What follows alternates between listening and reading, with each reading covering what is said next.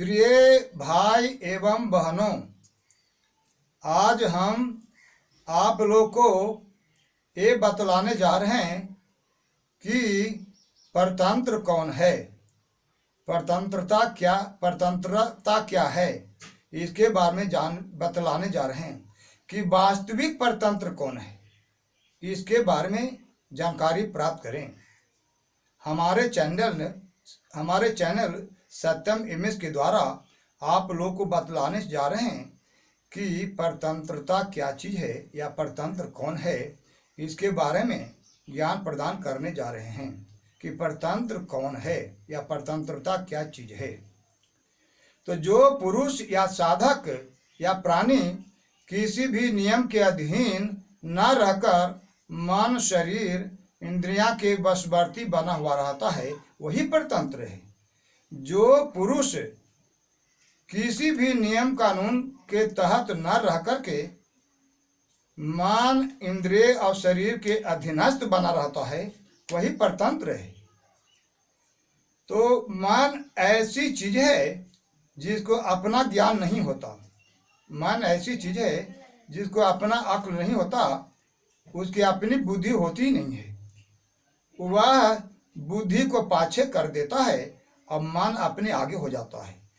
यानी आगे आगे मन चलता है और बुद्धि पीछे पड़ी रहती है। तो इस तरह से बुद्धि कुछ नहीं कर पाती, मन ही जो कुछ करता है, जो करता है। यानी मन को जो आता है वही करता है। यानी मनमानी चलता है। मन को कोई कहने सुनने वाला नहीं रह जाता। जब वह बुद्धि को पाछे कर देता है और वह अपने आगे हो जाता है, तो फिर उस मन को कोई कुछ कहने वाला, सुनने वाला नहीं रह जाता और मन मनमानी करता चलता है। मन में जो आता है वही क्रिया करता है। मन जो कहता है वही सोचता है, वही करता है और उसी के अनुसार वह वचन भी बोलता है। तो मन के अनुसार चलने वाला प्राणी को सदा हानि होती है, लाभ नहीं होता। पर ऐसे कहा जाए तो मन मक्खी के समान है, जो विष्ठा पर भी बैठ जाता है और भोजन पर भी बैठ जाता है। यानी मन को सुख से मतलब है, उसको अच्छा बुरा से मतलब नहीं है। जैसे भी सुख प्राप्त हो मन वह करता है। अगर ईमानदारी से सुख प्राप्त हो तो वह ईमानदारी को भी करने के लिए तत्पर हो जाता है। अगर बुराई के द्वारा सुख प्राप्त हो तो वह बुराई को भी करने के लिए तत्पर हो जाता है। मन के अनुसार चलने वाला ही अन्यायपूर्वक कर्म करता है, अन्यायपूर्वक धन कमाता है, अन्यायपूर्वक विचार करता है, अन्यायपूर्वक आचरण करता है, अन्यायपूर्वक सब कुछ करता चलता है। यानी मन सोचता विचारता नहीं, क्योंकि बुद्धि के पास होती है, बुद्धि मन के पास नहीं होती है। विचार शक्ति मन के पास नहीं होती, बुद्धि के पास होती है। अब मन बुद्धि को पाछे कर देती है, मन बुद्धि को पाछे कर देता है और अपने आगे आगे चलता है, जबकि उसके पास ज्ञान विवेक नहीं है। तो इस तरह से मक्खी के समान जीवन जीने वाला मन होता है। जिस तरह भी जीवन जी लें, उसे जीना लक्ष्य है। उसे धर्म अधर्म से मतलब नहीं है, न्याय अन्याय से मतलब नहीं है, अच्छा और बुरा से मतलब नहीं है। उसे जिस तरह कामना पूर्ण हो, जिस तरह वासना पूरी हो, जिस तरह से उनकी तरंगे शांत हो, उसी कर्म को करने में इस तरह से मन को कहा करने वालों को सदा हानि होती है। जैसा कि हम आपको एक उदाहरण देने जा रहे हैं जो महाभारत काल में कुरुक्षेत्र में हुआ था। महाभारत काल में कुरुक्षेत्र में हुआ था कि दुर्योधन ने कहा था अपने बुजुर्ग लोगों से, जैसे भीष्म, द्रोणाचार्य, कृपाचार्य और अपने साथी कर्ण इत्यादि से, कि हमें जैसे भी जीत होनी चाहिए। धर्म पूर्वक हो या अन्याय पूर्वक हो, हमारी जीत होनी चाहिए। हम इस कुरुक्षेत्र में हारने नहीं आए हैं, जीतने के लिए आए हैं। जीत जैसे भी हो जीत होनी चाहिए, धर्म पूर्वक अन्याय पूर्वक, है ना। जैसे भी हो हमारी जीत होनी चाहिए। इस तरह से दुर्योधन मन के कहा माना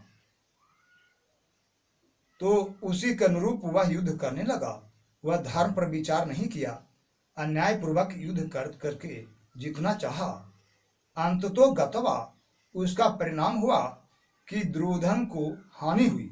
दुर्योधन 100 भाई मारा गया। उधर से जो भी पक्षधर थे सारे के सारे मारे गए। उनकी जितनी सारी अछावनियाँ थीं, सेनाएं थीं, वो सब मारी गई। उनको लाभांश प्राप्त नहीं हुआ, लाभ प्राप्त नहीं हुआ।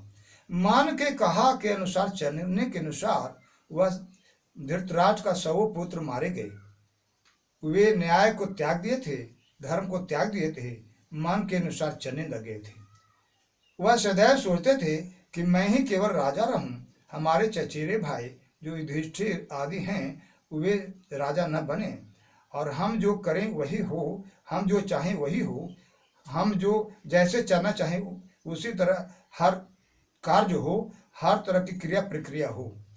उसने अपने मनानुसार कार्य करना चाहा, पर उससे उसे बहुत घाटा हुआ, बहुत क्षति हुई, बहुत हानि हुई।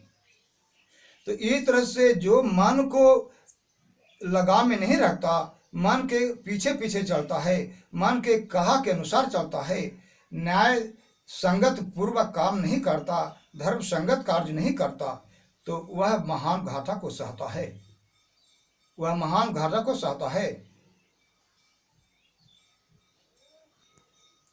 तो इस तरह से जो मन के अनुरूप काम करता है वह समझिए कि वह परतंत्र है। ऐसा आप लोग जाने कि जो मन के अनुरूप कार्य कर रहा है वह मन के गुलाम बना हुआ है, मन के अधीन है, मन के वशवर्ती है।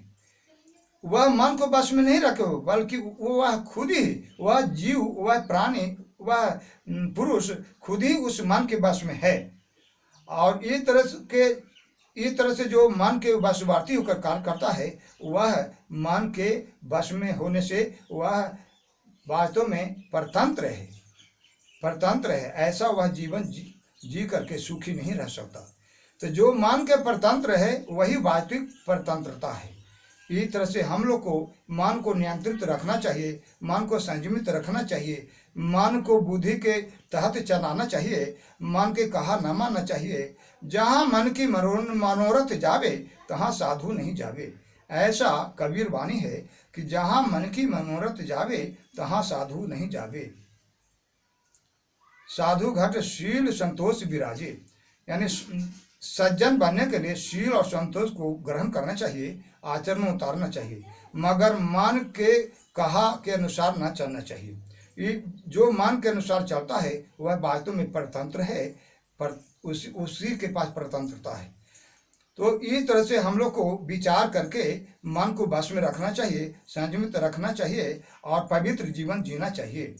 इस तरह के ज्ञान की प्राप्ति के लिए आप लोग हमारे चैनल सत्यम एमएस को सब्सक्राइब करें और ज्ञान की प्राप्ति करें।